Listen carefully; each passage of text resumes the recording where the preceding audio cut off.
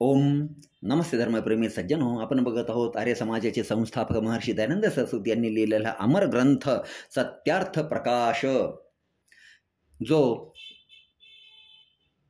आपल्या समूळ सर्व समस्यांचे समूळ उच्चाटन करणार आहे, आपल्याला आपल्या धर्माविषयी माहिती देणार आहे. त्यानंतर आपल्याला वेदांबद्दल ठीक ठीक जशी आहे तशीच माहिती देणार आहे. कुठल्याही प्रकारची अतिशयोक्ती या ग्रंथामध्ये स्वामीजींनी केलेली नाही, जशास तसेच सांगितलेले आहे. ठीक आहे श्रोतेगण हो. आणि हा ग्रंथ प्रत्येक सनातनी हिंदूंच्या किंवा अजून इतर कोणाला वाटत असेल तर त्यांनी हा ग्रंथ आपल्या घरात अवश्य आणावा आणि आपल्या मुलांना या ग्रंथाबद्दल माहिती द्यावी. त्याच्यामध्ये काय सांगितलेलं आहे, स्वतःच्या धर्माविषयी काय सांगितलेलं आहे, इतर मतपंथ संप्रदायांविषयी काय सांगितलेलं आहे, हे सर्व काही माहिती या एकाच ग्रंथांमध्ये आहे श्रोतेगण हो. ठीक आहे. तर त्यामुळे तुम्हाला इतर कुठल्याही जास्त पुस्तक वाचत बसण्याची गरज नाही इतर संप्रदायांची. तर सर्व काय माहिती तुम्हाला या एकाच पुस्तकात मिळणार आहे. आणि हे ग्रंथ जो ज्या घरात जाईल त्या कुळाचा उद्धार झाल्याशिवाय राहणार नाही. अर्थात त्या घरातील स्त्री पुरुष मुलं मुली कधीही इतर मतपंथ संप्रदायांमध्ये कन्वर्ट होणार नाही, त्याची 100% गॅरंटी. का? कारण हा पूर्णपणे तार्किक ग्रंथ आहे आणि पूर्णपणे वेदविद्येच्या अनुकूल वेदविद्यानुसारच सांगितलेलं आहे. ठीक आहे. त्याच्यामुळे आपल्याला ज्ञान विज्ञान तंत्रज्ञान हे सर्व काही आपल्याला याच्यामध्ये बघायला मिळेल, माहिती मिळेल. ठीक आहे श्रोतेगण हो. तर आपण बघूया आपला चालू असलेला हा तिसरा समुल्लास, तिसरा अध्याय.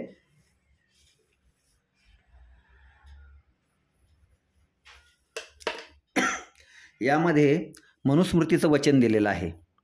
कन्यांनाम संप्रदानम च कुमारानाम च रक्षणम, हे मनुस्मृतीचं वचन. ठीक आहे. वचनार्थ श्लोक आहे. तर याचा अभिप्राय असा आहे की यामध्ये राजनियम आणि जातीनियम असायला हवेत. आणि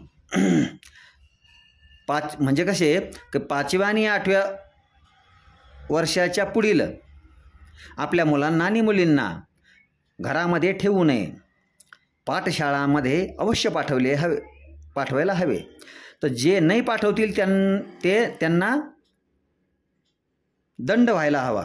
जे माता पिता आपल्या मुलांना आणि मुलींना 5 ते 8 वर्षाचे झाल्यानंतर जे गुरुकुलामध्ये पाठवणार नाहीत त्यांना काय व्हायला हवा, दंड व्हायला हवा. प्रथम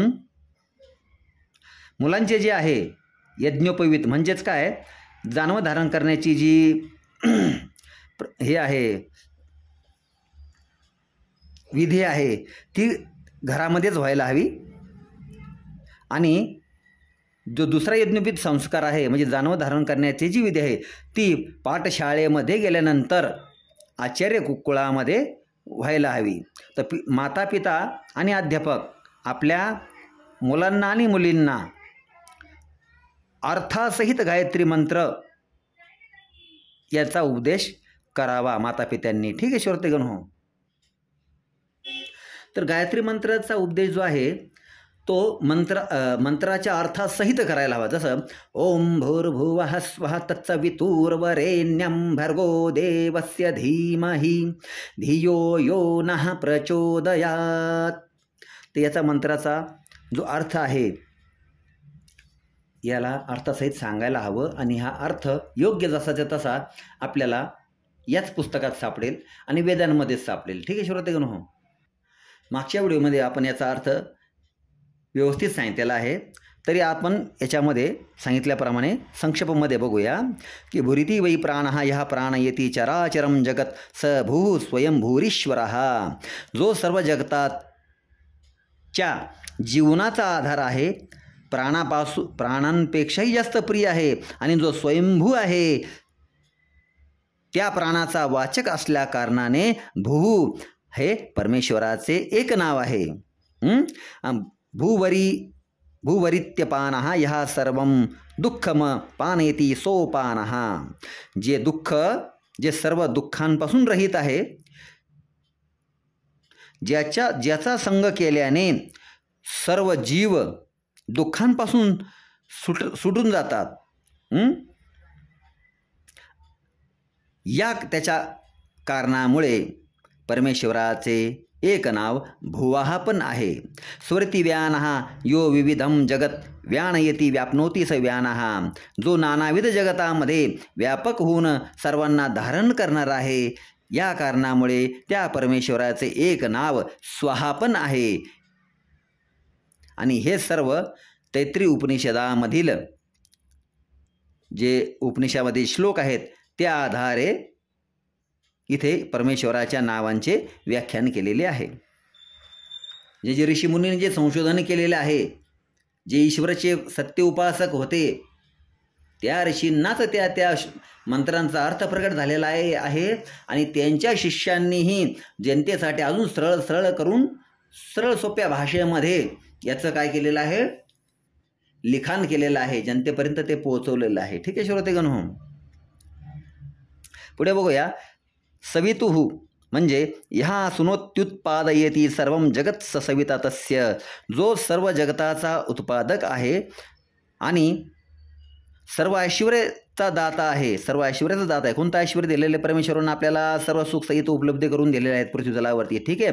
काय दिलेलं आहे आपल्याला? राहण्यास आधारासाठी, चालण्या फिरण्यासाठी आपल्याला मुख्य आधार काय आहे? पृथ्वी माता दिलेली आहे. त्यानंतर पृथ्वी मातेवरती आपल्याला जल दिलेलं आहे, झाडं दिलेले आहेत, फळझाडं दिलेली आहेत. त्यानंतर आपल्याला अन्नधान्य दिलेलं आहे, औषधी वनस्पती दिलेल्या आहेत, पाऊस पाणी दिलेला आहे, वायू दिलेला आहे.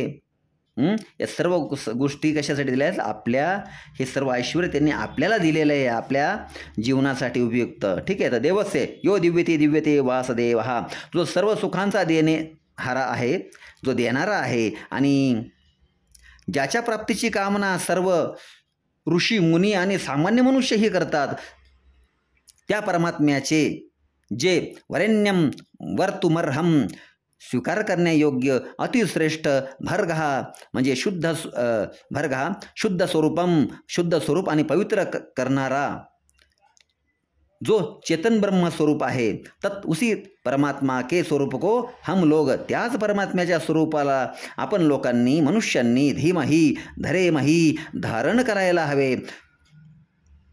हे कशासाठी करायला हवं की ह्या जगदीश्वर हा जो सविता देव परमात्मा, ईश्वराचे एक नाव सविता पण आहे, कारण पुरुषलिंगी, स्त्रीलिंगी आणि नपुंसकलिंगी तिन्ही लिंगामध्ये ईश्वराचे नाव आहे. ठीक आहे श्रोतेगण. तर जो सविता देव परमात्मा नहा अस्माकम म्हणजे आपली, धियहा म्हणजे बुद्धी, म्हणजे बुद्धियो को सर्वांच्या बुद्धींना, प्रचोदयात प्रेरयेत प्रेरणा करे, म्हणजेच वाईट कामांपासून आम्हाला दूर करून आम्हाला उत्तम कर्मामध्ये आम्हाला प्रवृत्त करे. कोण? ईश्वर. ठीक आहे. तर अशा प्रकारे या गायत्री मंत्राचा अर्थ होतो श्रोतेगण.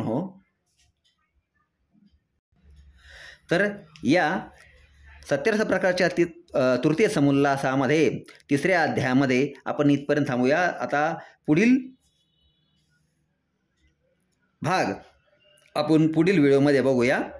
ओम नमस्ते.